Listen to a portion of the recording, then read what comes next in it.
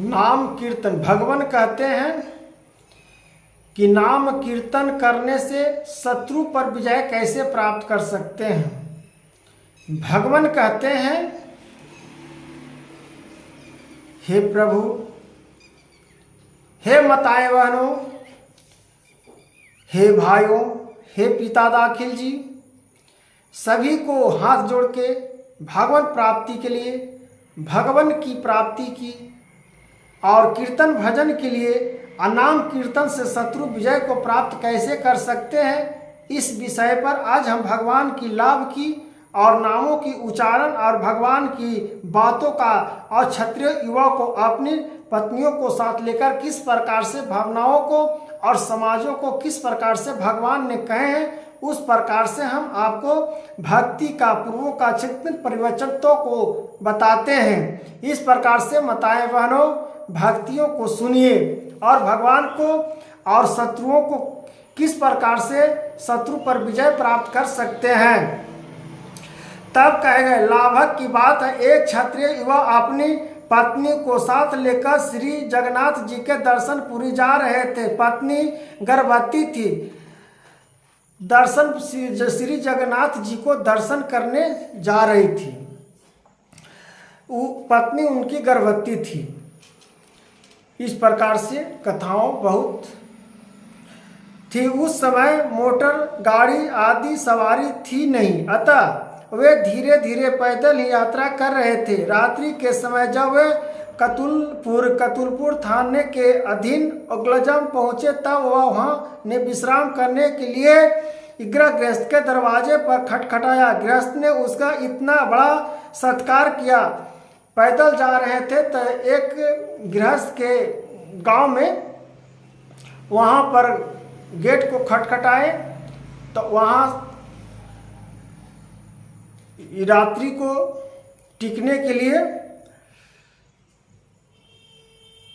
क्षत्रिय युवा को अपनी पत्नी के साथ वहां पर रख लिए। अब विश्राम करने के लिए यह गृहस्थ आश्रम दरवाजे पर खटकाया। उनके इतना बड़ा सत्कार किया, मानो कोई बहुत पुराने मित्र आए हो।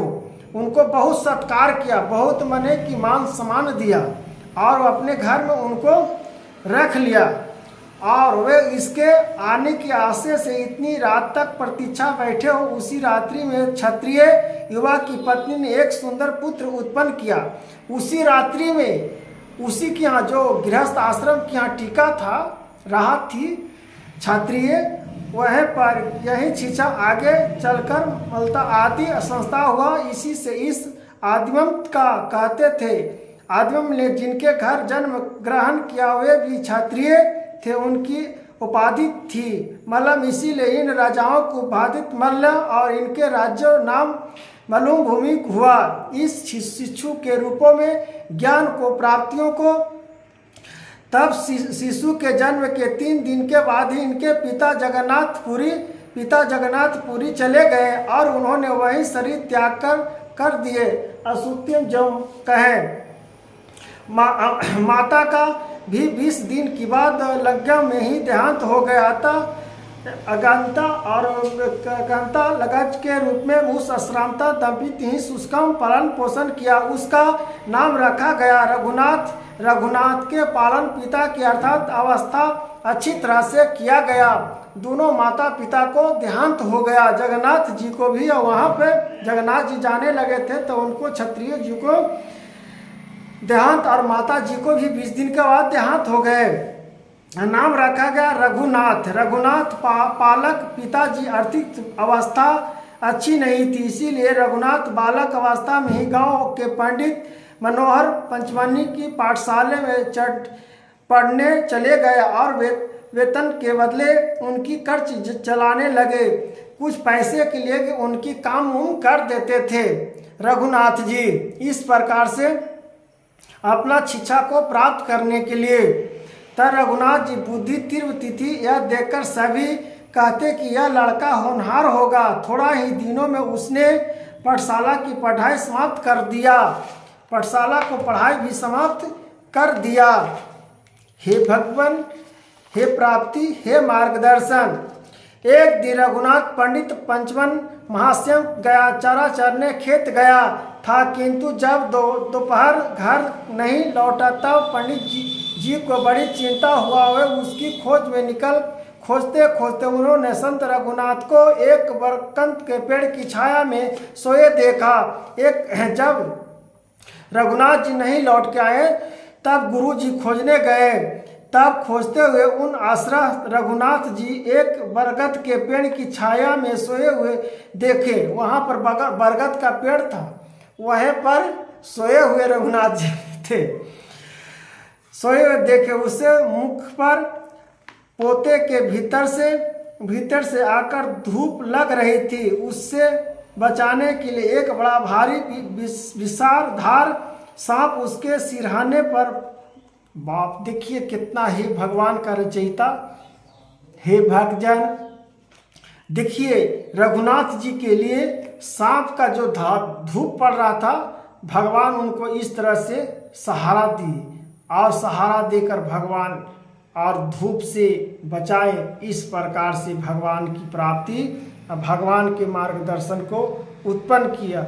इसी प्रकार से कहा गया है भक्तजन, हे प्रभु हे मार्गदर्शन, इस प्रकार से भावनाओं को अज्ञानों को प्राप्ति होती है। इसी से हम लोग को शिक्षा मिलता है कि भगवान के प्रति भगवान कब मिल जाएंगे कब न मिलेंगे कोई नहीं जानता। इसलिए भगवान में नाम लेते रहिए और भगवान का प्राप्ति करते रहिए और भगवान को ज्ञानों को मार्गदर्शन में आते रहिए। तब कहते फनगो छात्री की तरह पहले बैठे थे। यह देखकर पंडित जी को बड़ा विमर्श हुआ और वे तुरंत समझ गए कि यह बालक साधारण मनुष्य नहीं है, कोई महापुरुष है। कुछ देर बाद सांप चला गया और पंचवन पंडित रघुनाथ को लेकर घर लौटे।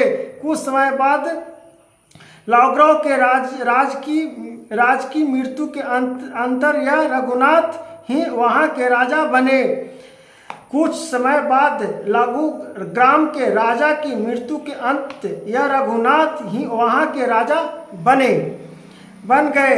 तब मल्लराज का आरंभ हुआ। रघुनाथ के मरने पर उनके पुत्र जयमाला राज हुआ। वे रघुनाथपुर को जीतकर अपनी राजधानी लाऊग्राव से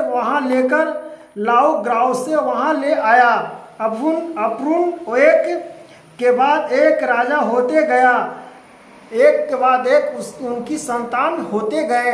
परिक्रमा अप्रतीत निकलते गए और क्षत्रिय निकलते गए। बरवाए पीढ़ियों में खंडमल हुआ, जिन्होंने वर्तमान खंडपुरक जीता और उस नामक खंडपुर रख तत्वांत करते गए।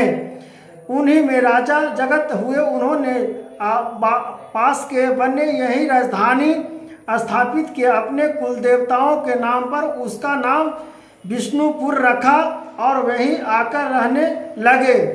यह मलक वैष्णोत्तम इस प्रकार से शब्द की प्रयुक्ति थी।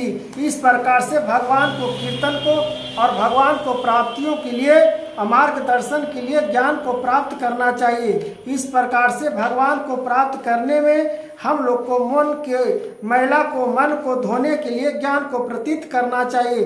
हे भगवान, इस प्रकार से हे भक्ति भावनाओं, हे भक्ति के प्रेरणा, इस प्रकार से भगवान को हरि को दर्शन पाने के लिए नए प्रकार को मन में बेचैनियाँ सी होनी चाहिए और भगवान को प्राप्ति के लिए ज्ञान की प्रतिमा ही फैलाना चाहिए। तब भगवान की ज्ञानों को मार्गदर्शन में और हृदय से उत्पन्न किए हुए भगवान के प्रतीत को मार्गदर्शन में उल्लेख किया जाता है। तब भगवान के हृदय का अमल को समझ पाइएगा और आपका आत्मा से परमात्मा को मिलन प्राप्त हो जाएगा। ऐसा ही भक्तों को कल्याण के लिए, ज्ञान को प्राप्ति के लिए अपने मार्गदर्शन को और ज्ञान को कीर्तन भजन को करना चाहिए और हरि नाम जापना चाहिए। इस प्रकार से जब हरि नाम जापिएगा तो भगवान को प्राप्त कर लीजिएगा। तो इस प्रकार से भगवान को प्राप्त करिए और भगवान का नाम लेते रहिए। इस प्रकार से भक्तजन